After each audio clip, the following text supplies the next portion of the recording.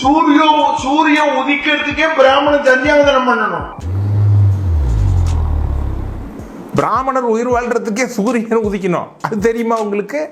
பிரம்மா ஒரு ராட்சசனை படைச்சா, மந்தியகன்னு பேரு. கதை கதை கேப்பமா?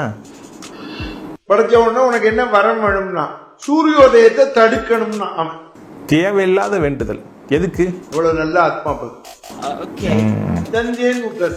சூரிய பகவான் போய் பெருமாள்கிட்ட அழுதர், நான் எப்படி உதிச்சு வருதுன்னு. நீ ஏன் கவலைப்படுற? பிராமணன்லாம் சந்தியாவந்தனம் பண்ணி அர்க்கியம் விடுவா, காயத்ரி ஜெபம் பண்ண பலன் வஜ்ராயுதமா மாறி அந்த ராட்சசனை கொன்னுடும், நீ வந்துள்ளாங்க.